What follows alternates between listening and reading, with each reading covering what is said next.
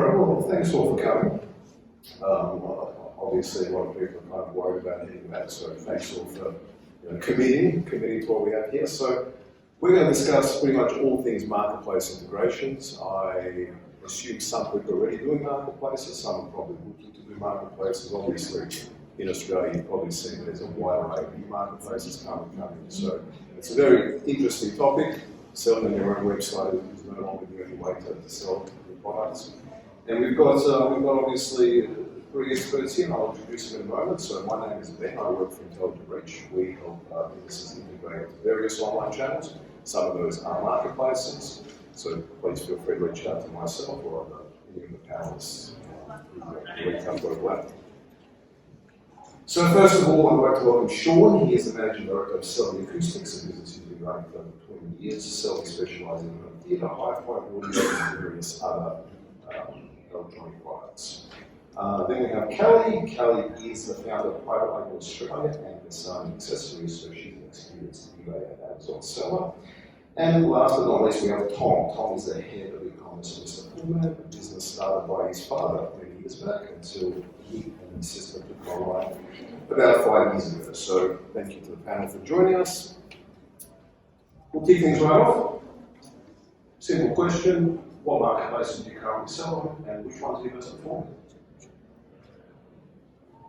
So we started on eBay, like most companies do, some years ago, when eBay was a lot more lenient with obviously better requirements for posting and selling products online. We've now since moved and integrated with Catch, Kogan, the marketplace in New Zealand, for a bit of a cross-border, and it's working really well for us, and still in the traditional eBay as well. eBay will still be our primary driving marketplace. Amazon not so much for us, because it's just kind of still quite new. Rather than tell you to design on the Amazon side of things. We predominantly use eBay and Amazon, and without a doubt, eBay is far and away the biggest by a mile, tenfold Amazon easily. I've pretty much sold on all marketplaces through the years. Started on eBay probably 12 years ago. My business has evolved. I'm now predominantly on Amazon. I also help businesses launch on Amazon. From an integration perspective, I do help a lot of businesses try to get on multiple marketplaces, and integration is a must once you become large enough to need to know where your inventory is. Great, thanks very much. So each marketplace is obviously quite different. So how would you say they vary in regards to an integration standpoint and also from ongoing management day to day? Sean, how would you go? I guess, well, for us, our main e-commerce platform is Magento, so we use an integrator called Intuit Pro, which integrates with both Amazon and eBay. I think the biggest challenge is understanding the rules for each marketplace and the data requirements. We've heard it again and again every session today. It's been about managing your data and keeping your data manageable and having the right attributes and where possible, making the same attribute be usable between both marketplaces where you can. Categorization is challenging. We also find with the two marketplaces that the customer base is totally different. So what product and price point appeals or sells on eBay generally doesn't work on Amazon, and vice versa. That would be the main things. Great. Anyone else want to add? I find the biggest problems are with Amazon. And the reason for that, well, first of all, Amazon isn't the best platform to be doing your own fulfillment. I find that customers prefer to get prime product products. There are a lot of prime customers, and they do want to get their products faster. And FBA is the only one that can do that. I'm not sure if you don't know what FBA and FBM is. Okay.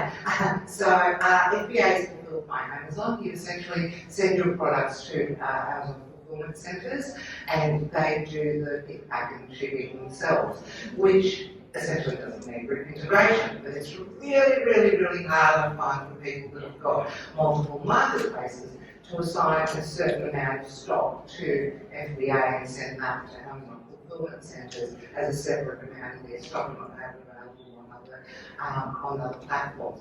So that's one challenge for sellers. The other challenge is something called an error 5665. And if you've ever tried to list a product on Amazon that doesn't exist in the catalogue, you'll probably find that unless the brand is your own brand, you can't even list it. You need to actually get approval for the brand, or get the brand owner to get what's called brand registry before you can even list the product. So it's not just a case of there are different attributions on Amazon, such as the bullet points are different to anything on eBay, etc. It's also that you can't even list it. Yeah, thanks very much. So I guess in regards to selling with the same products, you kind of sell the same products on across all marketplaces. You have a strategy where maybe some marketplaces you're going to sell those products, other marketplaces you kind of potentially not competitive or something like that. Yeah, we actually have a varying product assortment on the various channels. Obviously, different markets or different marketplaces have different kind of customers. We don't have any sort of our technical products on marketplaces. Our reason being is that we can't always give the customer the content and the information that might be needed to the depth that we want, with pool pumps, pool filters, etc., that kind of equipment that might need a little bit more content, whether it be a video or whatnot. We find that's better suited to our website. Other products which would maybe be low in margin or low in demand, we actually keep off the marketplaces and have them more on our website directly. So we use the marketplaces a little bit as bait to get the customer to see our brand, know who we are, buy from us maybe from the marketplaces, a bit of a trusted first purchase, like their experience, and then hopefully come back and find us and come by our website. So that's our approach. Very good. Yeah, we'd be pretty much similar actually. The more complex the product, the more less likely we are to have it on a marketplace. We're kind of lucky in our way that a lot of our suppliers, some of those, I guess, the tricky products, a lot of them are not permitted to put them on marketplaces anyway, so we don't put them up there. But yeah, if it's something that's customer service dependent or high value as well. I don't really love putting high value items on a marketplace where I'm at the whim of somebody else's return policy. Yeah, especially or Amazon. You know, if it doesn't get delivered on time, you get a refund and keep the product. Just with a $2,000 projector and they get a refund because it was a day late or something like that. Particularly in this day and age. Karen, I need you to start with the next one. Kind of, if you were just giving someone advice on kickstarting marketplaces, what would be the first three things you would tell them? Where would you start? Depends on who I'm talking to, really. Am I talking to somebody who's got 1,000 products that are different brands, or am I talking to somebody who's got their own brand and that's got like 20 products or 20 SKUs and they're kicking goals on their own website. So it just depends on what it is that somebody's doing. And I mean, some of the up and coming marketplace, I can't believe how well Catch is doing. I was one of their big ambassadors back in the day in 2017 when they launched them. I sent like 200 sellers to them at the time, and they've just been doing better and better every day since then. I know sellers right now who are doing a lot better on Cash than what they're doing on eBay. It just depends on the product. It depends on what it is that you're selling, how many products you've got, how you're fulfilling them, whether they're bigger products, smaller products, as in weight and size-wise. There are just so many different variables. But yeah, when I was doing 2 or 3 marketplaces at a time, you found that somebody would actually knock on your door in your warehouse and come in as even if you didn't have a window and turn around and say, I found you on eBay, Googled you, and here I am because I'm around the corner. Can I buy like 50 things rather than the one thing that I would have bought on an eBay kind of thing? So you do want to be across the board, like the guy Click said. and collect is obviously a Absolutely. good feature for people. Absolutely, thanks for that. So, do any of you run experiments like changing keywords to improve searchability of results as well? Or do you just kind of set things up and leave things okay? Yeah, when we first were on eBay a couple of years ago, we used to do the whole keyword spam and the title, heavy duty flash shipping, all of that kind of stuff. And I think we kind of grew up a little bit and kind of realised with the combination of not only our product assortment, what products we're putting on the marketplaces, we don't need to try and keyword spam the title. I think eBay has also moved away and have realised what people were trying to do there. I don't know if I'm joking with you, Carney, but what we actually ended up doing quite well with eBay is we promoted listings. So rather than having spamming the keyword titles to be ranked higher or to try and get that traction, we ended up doing promoted listings. Even just putting a cent on each listing, eBay's algorithm automatically ranks higher than people that have more traction because they technically get money out of the sale. So that's what worked really well for us. Very good. Sean, you got anything to add to that?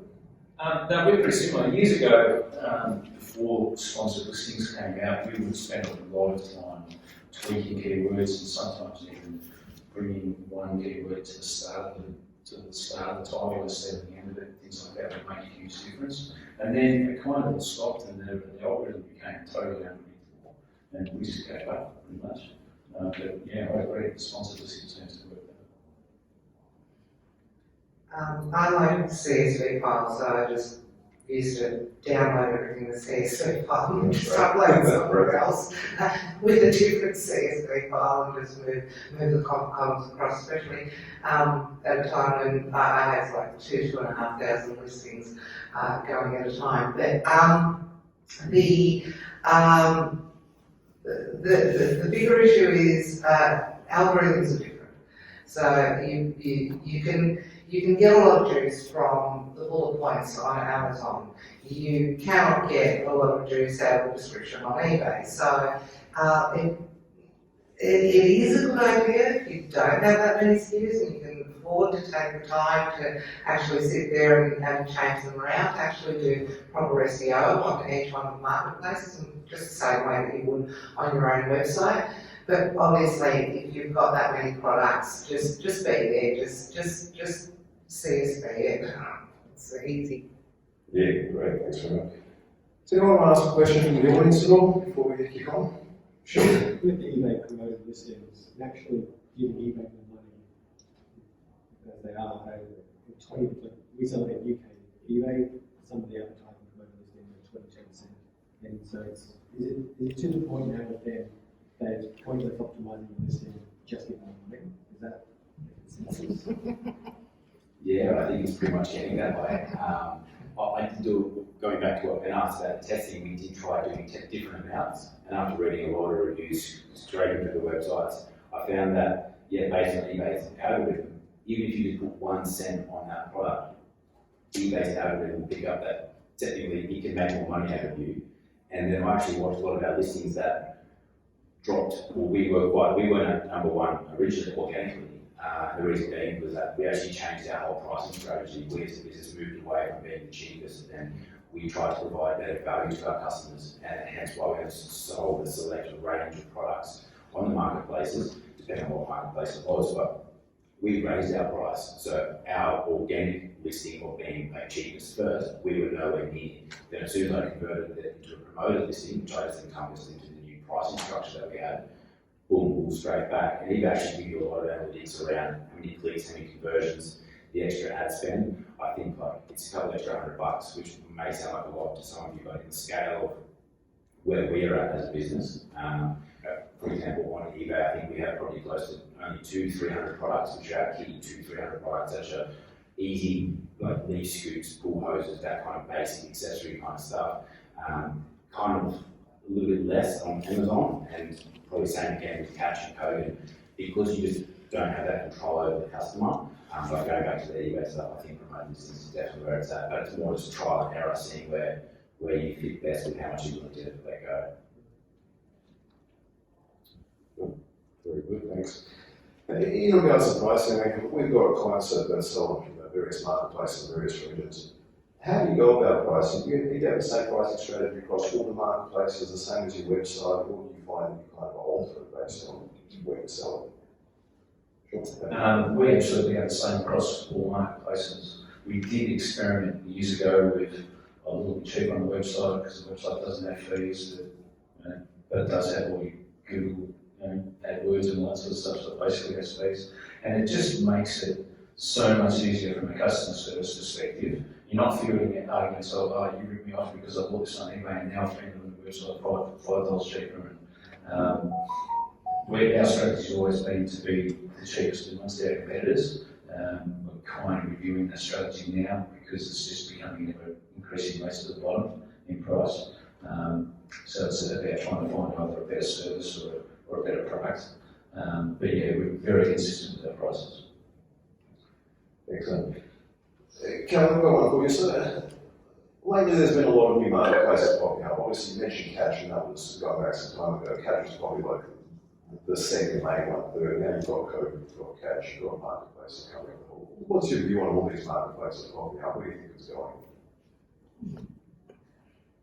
I don't think it's going anywhere too fast.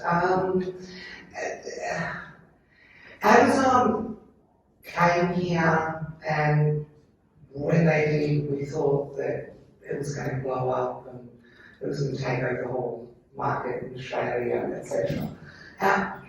I still think that they will blow up, but I don't think they're going to blow up on their own in Australia. We're a small market anyway. I mean, Amazon USA is pretty much everybody has a Prime account or accessibility to a Prime account in the USA. It's 3 years on, and I'm still saying that it's really, really early still for Amazon, which essentially means that you're still not finding products that you want to find. And there's a catch-22 there because sellers don't want to go to a marketplace where there's not enough sales, but buyers don't want to go to a marketplace where there's no products, right? So that's going to take a while to happen. But we've also got a great market for websites. People actually trust a website to buy from. They hand over their credit card to a website that they just found today, and it's the only one that's got their product. So, marketplaces have got a big role to play. Amazon is going to grow much bigger than what it is today, and eBay's not going anywhere anytime fast. But yeah, just be everywhere. If you've got products and you're selling in Australia, you've just got to be everywhere. That's all. Yeah. Very good. Thanks very much for that. So, you're selling multiple marketplaces. Obviously, you might sell 5 pieces here, 4 pieces there. How do you currently manage your stock to make sure you don't oversell and make sure that all the sales through your websites will be going? Yeah, we fulfill all of our own products ourselves with our own warehousing team. We were looking at the 3PL option some years ago, and it just wasn't feasible. The small margins that were in the product at the time, and we were price orientated back then. Now we don't have any sort of stock buffers on our inventory. We try and hold like the common lines that we've got on the marketplaces, whether it be eBay, Amazon, or the like. They're our key product assortment, so we usually have 200, 300, maybe even 1,000 of those products in stock at any one time. So we really don't have any sort of sellouts or anything like that. The other products where we do assess if the products do drop below a certain sales or stock turns in a period, we might pull them off the marketplace, leave them on our website and enable a pre-order so customers can see that, hey, that product, it's not on eBay, it's on Mr. Bullman's site, we can pre-order it, and that way it removes any sort of frictions or underselling on the marketplace. We're kind of similar. Magento runs all of our inventory and then transmits that to the marketplaces. which works 99% of the time. It's not impossible for something to sell that we don't have. But it usually happens in a very specific scenario where two people order at once, or somebody orders it, doesn't pay for it yet, and they get sold in the car, and our system doesn't know. But in general, it updates pretty quickly and pretty accurately. Great, thanks. Question from the audience? Sure, we solved it all. Okay. I guess in saying, carrying on what you're saying, multiple marketplaces, you've got some people that complain about, maybe something's not being delivered on time and so forth. What do you think marketplaces can do to provide a better service offering for both sellers as well as buyers? Well, I think the thing that we get stuck with, what Sean was saying before, is returns. I think like the marketplaces are very customer focused, which is great, and I've been trying to work directly with eBay for some years about trying to get a deeper integration with our CMS. Like we use Shopify Plus. We also use a customer service platform as well to manage our incoming customer requests, which is linked to eBay, but it's very limited. So the moment somebody opens a case on eBay or anything like that, it becomes quite a manual process. Our customer service guys have to go in there, manually log in, where there's just not the depth.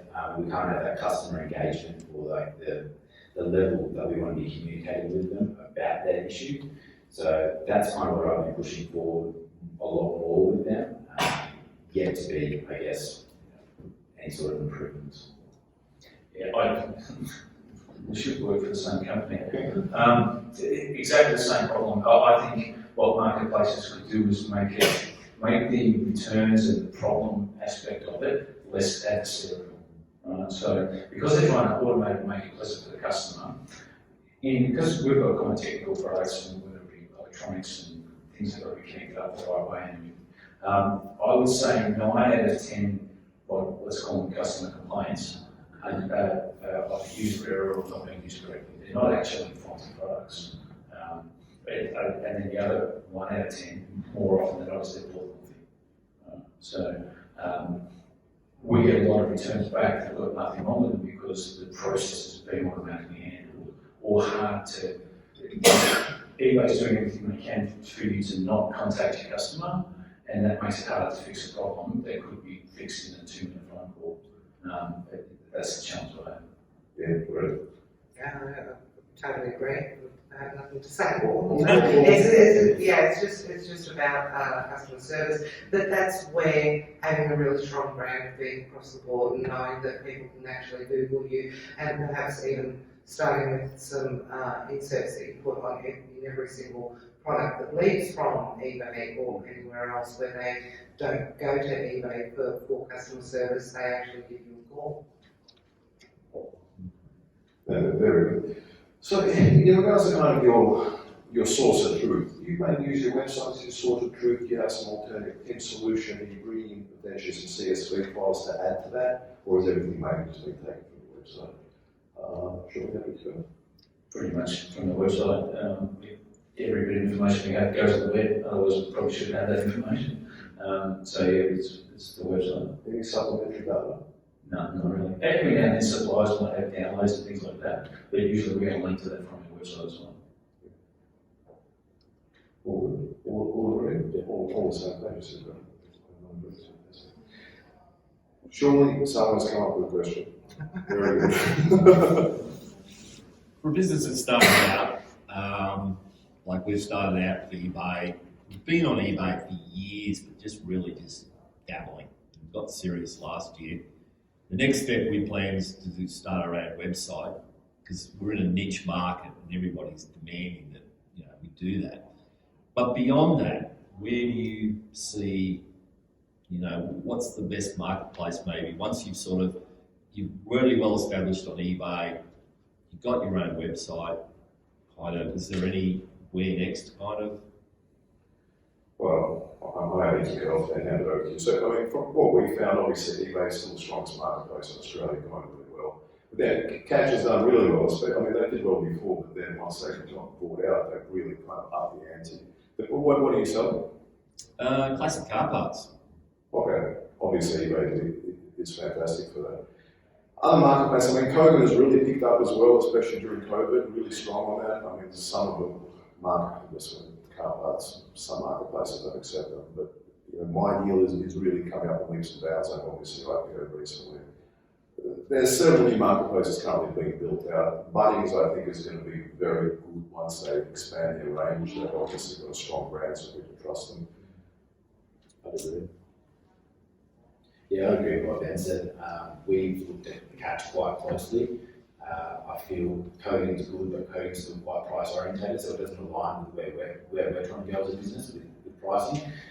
Where Catch, obviously they're all going to be competitive, or, you know, do that competitive pricing structure, but I feel Catch's integration, like with Shopify, we use a Catch app to integrate with Shopify, so that's our point of truth with all the item specifics, imagery, all that kind of stuff.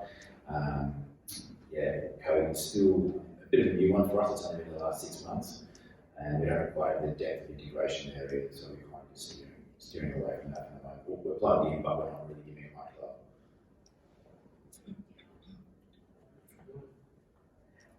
All I have to say is if you're in car parts, it's eBay. Pretty much, right now. Very good. In terms of selling internationally, I mean, obviously, as you mentioned, Kelly, our market's quite small. I mean, we are big spenders here. People like to shop online. We love that stuff. And a lot of people think, well, I want to sell in the United States, kind of that's where the money is. Do you think that they should be pushing to the US right away? What do you think they should get an established field in the market before they expand overseas? It's fine to expect from the beginning. I mean, really, you're online. It doesn't make a difference whether you're selling in Australia, the USA, or anywhere else. The USA is a big market, and it's really, really, really easy to sell on in the USA versus selling in Europe. There's a lot of admin costs, there's a lot of accounting, VAT, and what have you, difficulties to going into the EU, into the UK, which essentially means that you have to make a real project of it. But the USA is actually easier and easier, and marketplaces are now what's called tax facilitators, or sales tax facilitators, which essentially means that a lot of the admin work has been taken away from you if you're selling on eBay or Amazon in the USA. I reckon, look into it, if your product seems to be, if you're starting on a product basis, so I've got products, I'm already selling them somewhere, whether it's a brick and mortar store or online in Australia, on your own website, on the marketplace, specific marketplace, then look into whether that product could be sold better, higher priced, differently in another country. But yeah, there's a lot of opportunity to go international. I think just telling off that with what Kelly said is something to be careful though, is that eBay and Amazon don't take into effect COVID delays. Well, we've been starting quite a bit with marketplaces where we've sent products on the same day, even here nationally, and obviously border restrictions, COVID lockdowns in towns where store facilities are. I don't know why customers need. You need an account manager. We don't have it. But yeah, so we've been stung, and yeah, they're pretty ruthless on marketplaces, like with leaving feedback if they're prompted to. They'll be happy to explain that as well, like openness. So that's the only thing I can say from our end selling, also internationally, getting stuff across to the States and other areas has also affected us quite a lot. And trying to add into your description that there's a 20-day delay, or you might as well just stop selling for the time being, unless that customer's willing to do it. Usually they can probably find it, unless you've got a specific product that you're selling or a brand, that they can probably find it elsewhere as well. Can I answer that FDA in the USA is probably your best bet? Like I said, people have got that. Every single person in the USA has got access to a Prime membership. You want the customer to get the product in 2 days. That's the easiest way. All good. Yeah, we're doing any international level, predominantly because we have a lot of, I guess, basic price.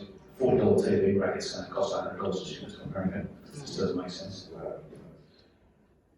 Any thoughts on the marketplace through the traditional physical retail stores like Kmart, Target? Are they our friends? Are they our enemies? Have you got some experience? Should we be looking at those avenues as well? Do you mean like wholesaling too? No, well, yeah. So, Yes. so okay. Kmart's not really, as far as I know, it's not really a marketplace, is it? Yeah. Which one? Kmart? Like you can actually list as a third party on websites with Priceline, and you can apply through Kmart to be a seller on their online platforms. So kind of dropshipping type of stuff. Yeah, like you fulfill the orders and you're not in their store, but you're on their online store kind of thing.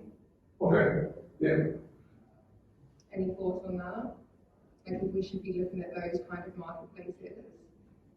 I guess if your product suits that if you've got a product that's price pointed and targeted to suit a Kmart customer, then why not?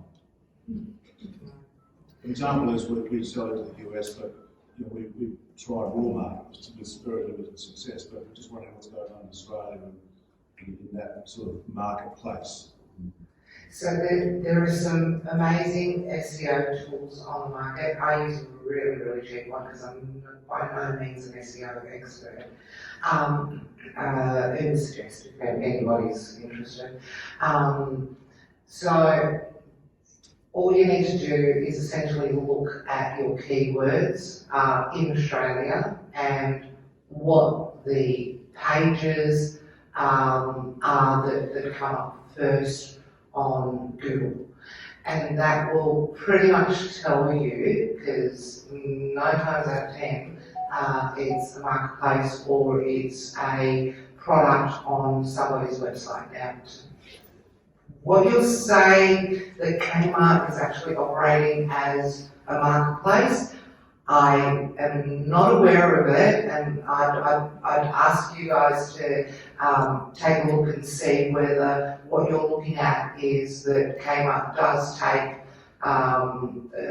operate as a stockist maybe, and I think that if you're looking at a lot of those companies that they actually do have online stores for their own products, which they do stock, so you can actually wholesale to them. It takes a lot of negotiation to get into a company like Kmart. You've got to have something really interesting to offer them, but at the same time it is possible, and depending on who I'm talking to and what kind of product they've got, it's always a good idea to talk to some of those companies. But your product needs to suit a marketplace, and where I found that some products, when you do an SEO search, Myer comes up first. If I was to see that, I would approach somebody. Myer does have a marketplace, by the way. It is a very expensive marketplace. I think they were charging last I checked something $300 for a store. They put that down to about $50 for a customer by negotiation. Then they would also charge you 30% on every sale. So that's an option as well. But if you see that you've got a product that actually suits Myer, and 9 out of 10 customers are directed to Myer in their Google search, absolutely go negotiate with them or get on their marketplace and test it out. And just what Myer is backed by the marketplace platform, so it is a bit different to the likes of Kmart, which is more of a dropship. But in regards to what's the mob in the US, Walmart, but they're a marketplace in their own right as well. So it's slightly different to how you have to manage those marketplaces specifically. It really depends on what their backend platform is. And your integration wouldn't be the same with where your stock is located. So if you've got all your stock here, you wouldn't be shipping that off to a customer from Walmart, and vice versa. If your stock is over there, you wouldn't be shipping it here. So it'd be a big job to integrate all that stock. It's spot on. I think we're almost out of time, so yes, some questions if anyone's got. Has anyone had any issues with marketplaces stealing their product? As in, if I was to import a product that was say hardware related, popular in the US, hasn't really got traction here. Bring that in, start selling it on Bunnings, and then they decide to stock it in their stores, buy it direct from the manufacturer. I would operate on the assumption that that's going to happen. Yeah, eBay's obviously not going to look as that. Yeah. Because obviously selling it on their marketplace gives them the insight that that's a product that their customers are interested in. Product discoveries. That insight, they've already got their Bunnings there. They don't have it yet. Bunnings won't stock something and have it on the marketplace as well. But They will Amazon, not do it. Amazon is. No, but that's the rumour, that's why I want to answer this one. And it's a huge rumour going around that as soon as you list a product on Amazon, Amazon is also a first party seller, so they go out and they create. Guys, they are your competitor, right? But it won't be because you listed it that that's what happened. That could give them insight, but it could also give me insight.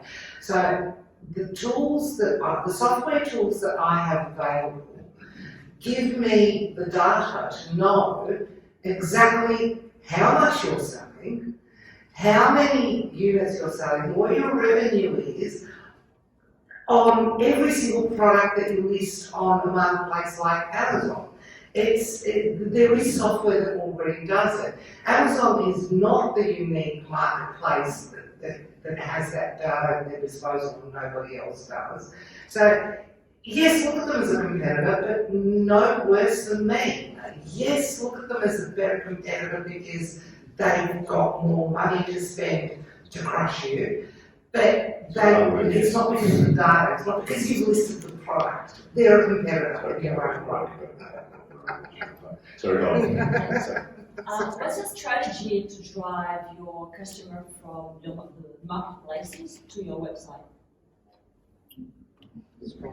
So we in every one of our orders, because we fulfill our own orders, we insert just a small A5 flyer, which is more like a welcome pack. Who we are, what we do, how to return it, a customer service, like a direct phone number, a direct email, all of that kind of stuff. So that's where we make our touch point with the customer. Now eBay, I don't know if anyone's noticed, no longer provide a customer email. They did up until about 6 months ago, I believe. So that's now gone. I think we meant to be touching that anyway. But yeah, that you really don't have much contact directly, digitally anymore. And the same is on Amazon and on Catch, and it's their customer. It does allow you to grow your brand, obviously. Hopefully, You have to have people in the US. brand, yeah, Absolutely. you've got to have a good brand. Just following on that though, do you try to incentivize people to come to your website by saying here you have a discount by going to there as well? Yeah, so we will run promotions from time to time. We'll actually also do like custom bags, so we put our own mailing bags, boxes, that kind of branding on the delivery. We also do have partnerships with a few other e-commerce like Naked Wine. They do little flyers, we put that in there as well, like a surprise and delight. They've got all tracking codes and there's kickbacks and that kind of stuff. So we try and partner with other e-commerce companies as well. And then from time to time we include a discount code or even gift with purchase. We're working with some of our manufacturers here, like even just a beach ball, maybe it might be a towel, something cool related or product related that you might be selling, to throw that into promotion and convert them over to your website. Excellent. I think we're pretty much out of time. If I've got my timing correct, so I think it's lunchtime. So if we don't have anything else, we can all pretty much head off. Thanks very much for joining, and feel free to reach out to any of the family on the app.